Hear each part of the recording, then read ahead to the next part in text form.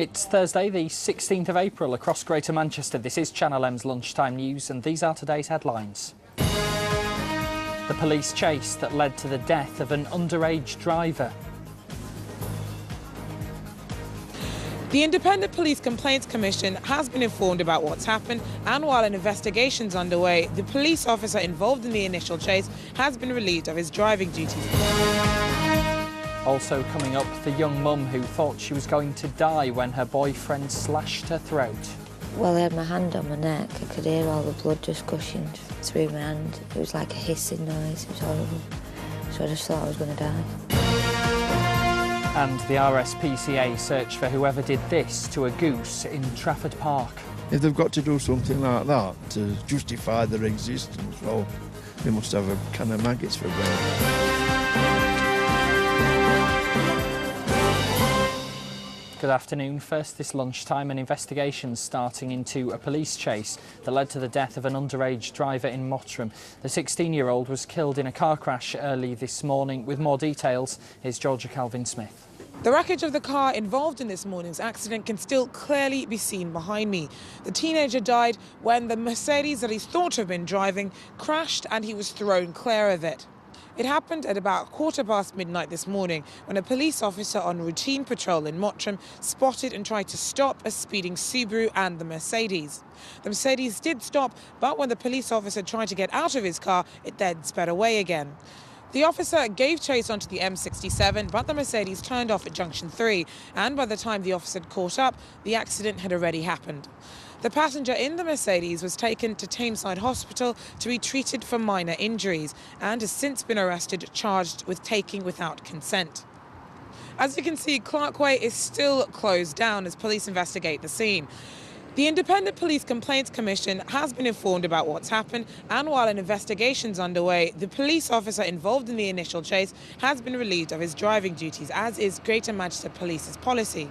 Anyone with any information about the Subaru initially spotted with the Mercedes is being asked to come forward.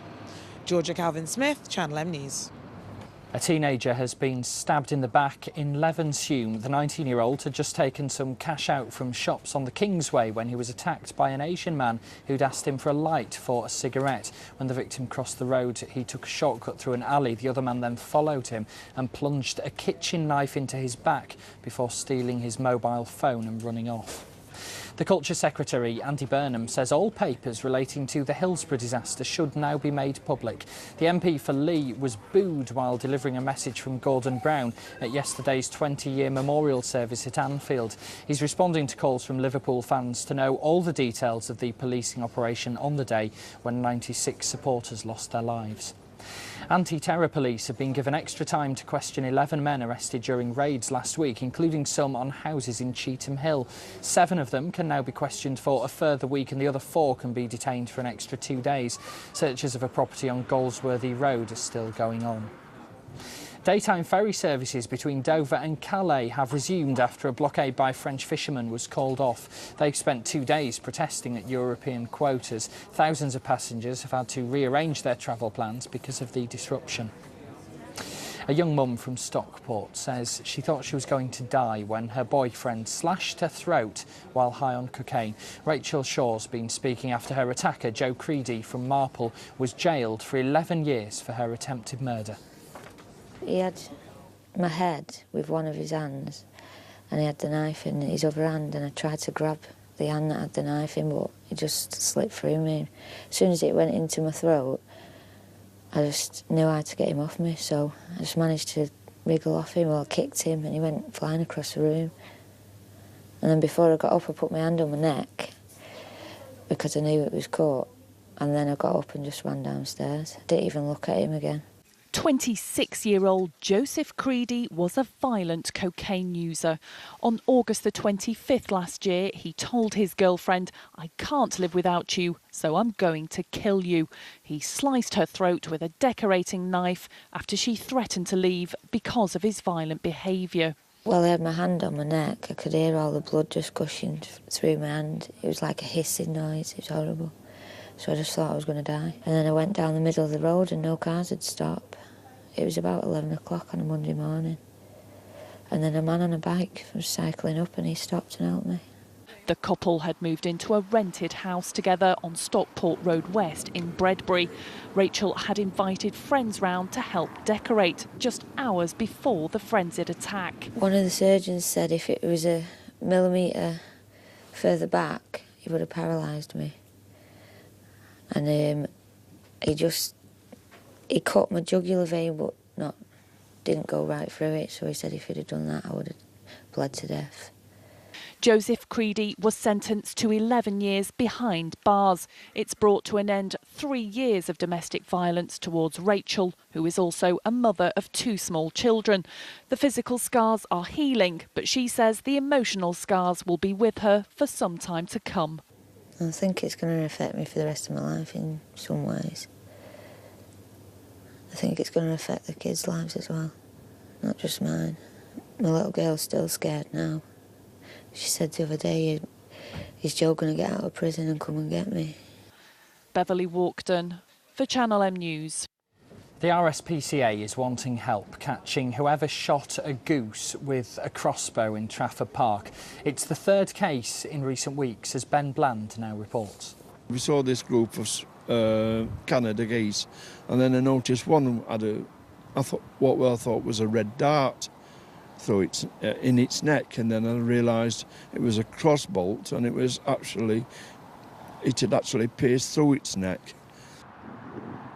As Barry and his wife were boating along the Bridgewater Canal on Tuesday, they spotted this injured bird at Trafford Park, just near the Kellogg's factory.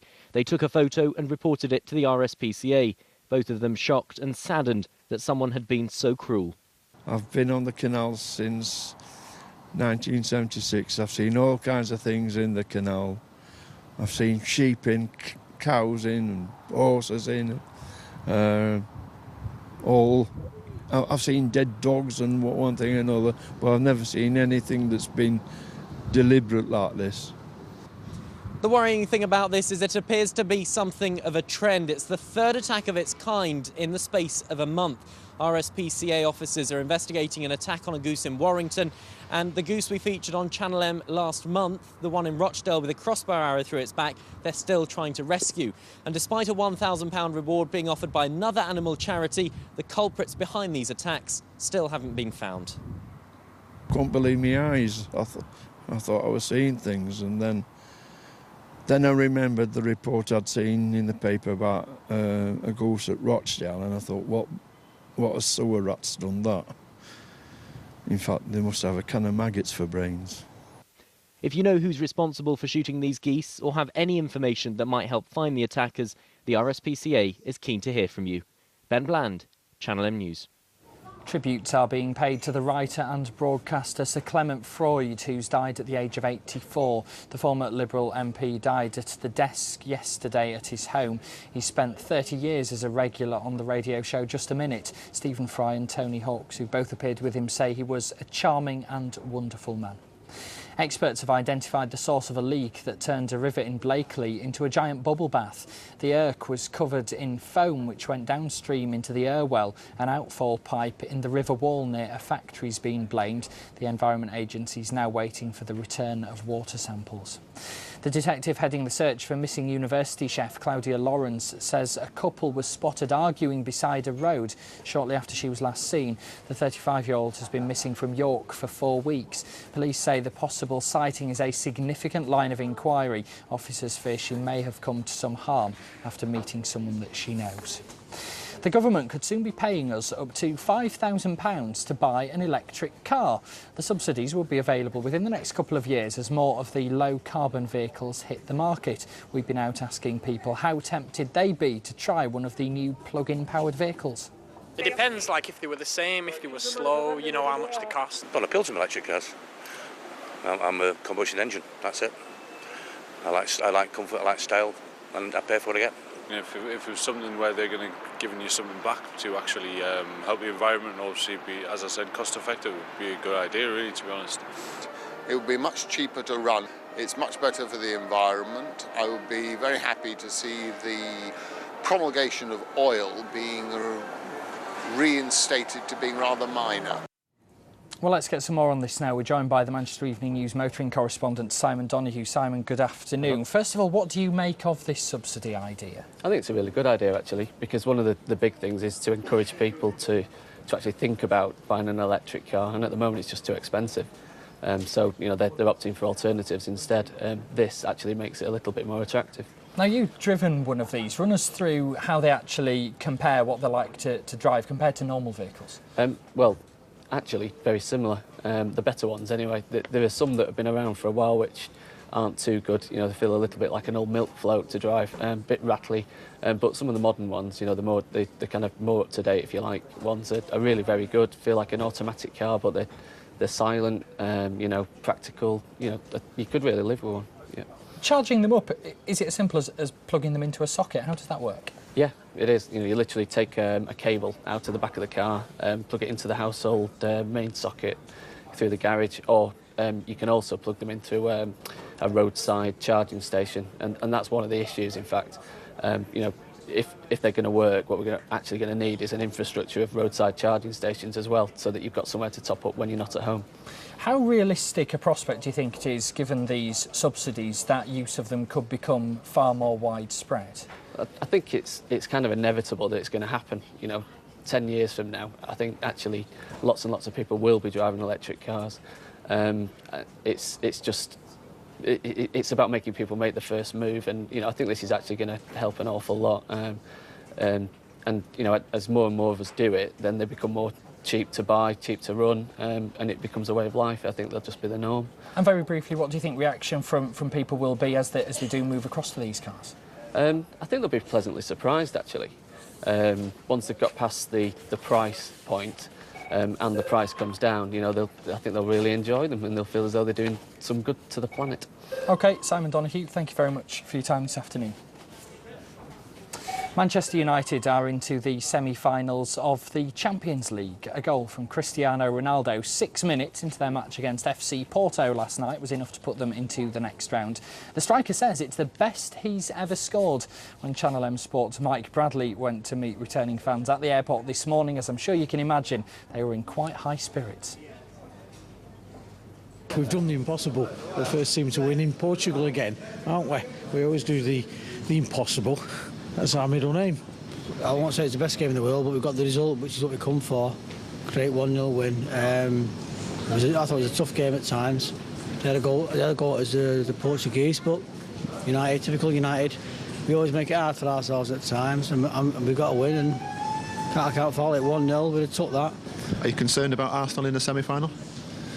Always concerned about Arsenal, I think. They're one of the big four, so you've got to be some concern, but I think we can beat them. Unbelievable. Ronaldo, what a goal. That star man, Portugal goes back there, everyone's slagging him off, comes there to his hometown and he sorts the boys out. Happy days. Manchester City are in UEFA Cup action later, hosting Hamburg at the City of Manchester Stadium. We've been speaking to manager Mark Hughes, and it may come as no surprise the talk quickly turned to City's Brazilian ace, Robinho. I think on occasions he's been criticised for performances, and I think on a number of occasions those criticisms haven't been at the right level. They've been a little bit unrealistic and a little bit unjust. Other occasions where his performance levels, among others, have been poor, and they've been rightly criticised. Robbie is a player that on his day can affect a game in a very, very positive way. What we're finding at the moment in the second half of the season at Premier League level certainly is that maybe teams have looked at him, have had the opportunity to possibly work out how to make Robbie's impact on the game less than it had been in the first half of the season. And we'll have more of the day's sports headlines in our early evening news from 5 o'clock tonight. Lots more still to come on the lunchtime programme, though, including the research into what songs are topping the list when it comes to funerals. I think Forever Young by Bob Dylan's a good song for a funeral. Angels, I think, Robbie Williams. I think I'd fall into that category who'd want something religious and probably classical. I would have the theme to Grange Hill.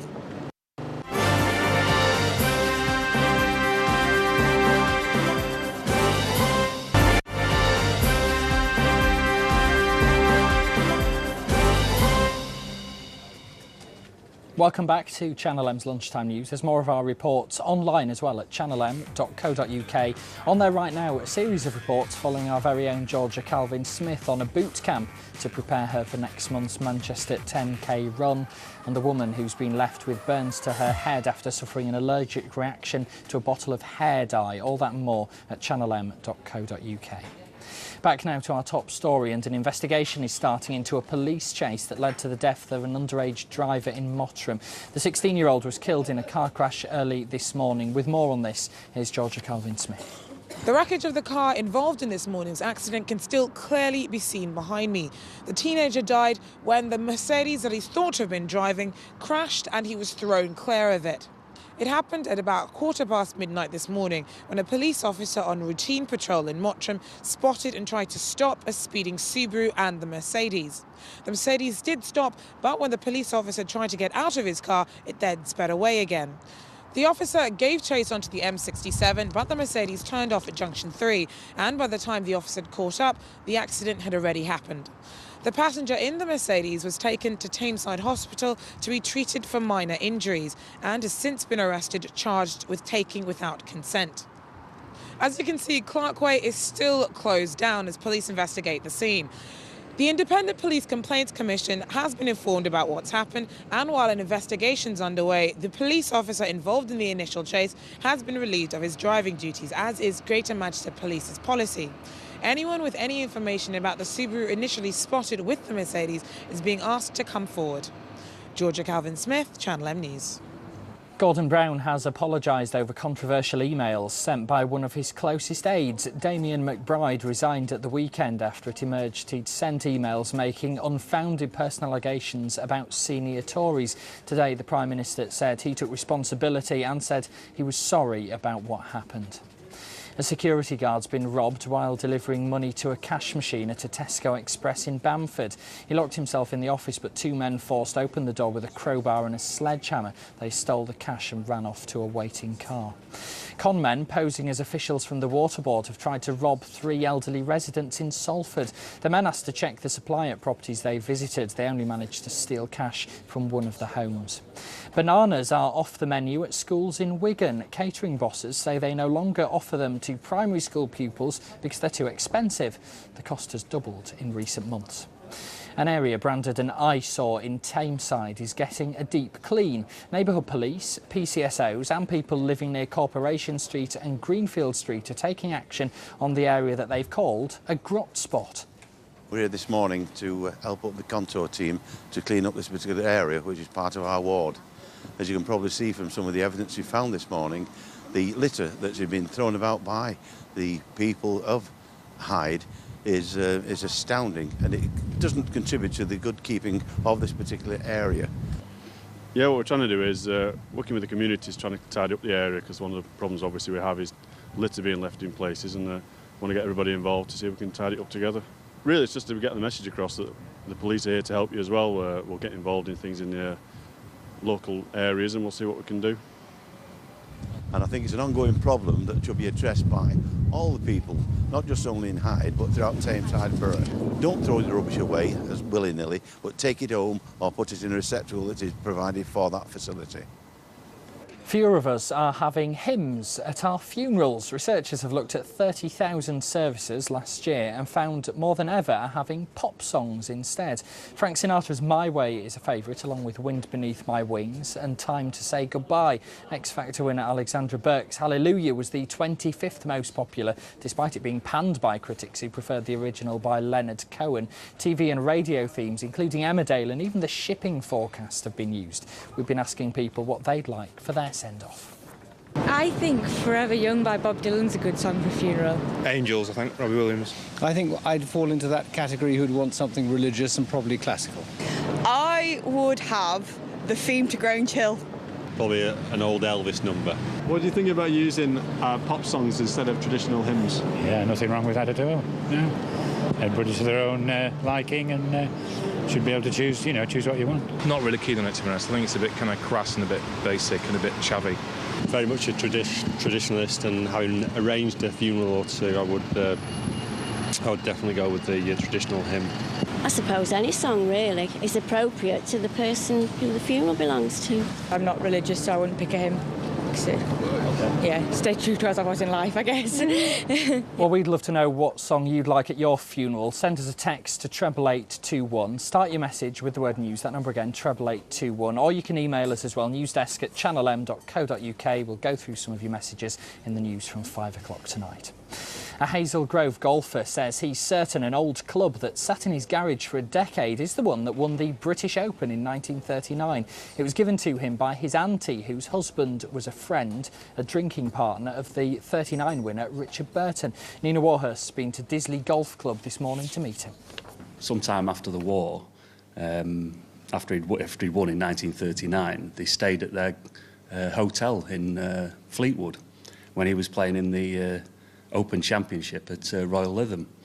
And after a night of heavy drinking and playing billiards, my great aunt was very upset with the pair of them. They were big pals, and basically he offered this club to her to try and appease her, really, to try and bring her round.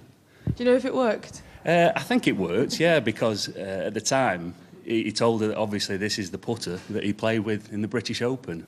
Gary's Auntie Ethel then passed the club on to him, but he never put the two together. It was only 10 years later, when his son dug it out, that he realised its significance. And what was it like for you when you realised the history of it? It must have been an incredible moment. Well, it's quite unique, really, because even though I've only been playing golf for the last 10 years, I really love the history of golf and everything that goes with it. So to have something that I feel is a part of the history of golf is quite incredible, really, for somebody who's only been involved for the last 10 years. There is some controversy surrounding the club. Richard Burton was a member at Sale, where they too claim to have the 39 winning piece. But Gary says the club's identical to his, and it's more than likely that Burton used two clubs in that Open. As for the financial value, well, it's estimated at least £15,000. But Gary says that's not what it's all about. That's not what I'm about. I mean, I think it needs to go somewhere. I mean, the Open that year was actually played at St Andrews, and I've actually spoke to the curator at St Andrews, and I think if anything, it should be in somewhere like the museum at St Andrews, really. Nina Warhurst, Channel M News. Well, after a cloudy morning, there have been one or two bright spells. With a look at the weather forecast now, here's Michelle Eagleton.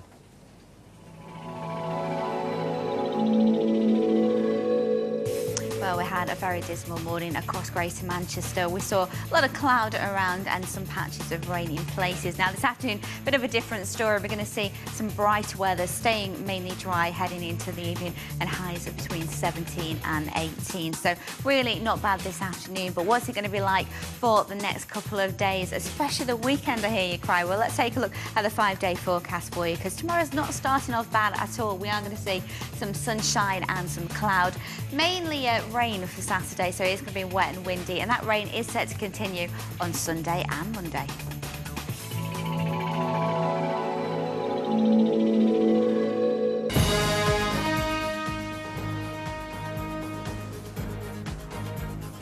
You're watching Channel M. This is the lunchtime news, and that's pretty much all we've got time for today. There'll be more on all our top stories in our early evening news from 5 o'clock tonight with Eamon O'Neill. But from me and the rest of the lunchtime team, have a very good afternoon. Bye-bye for now.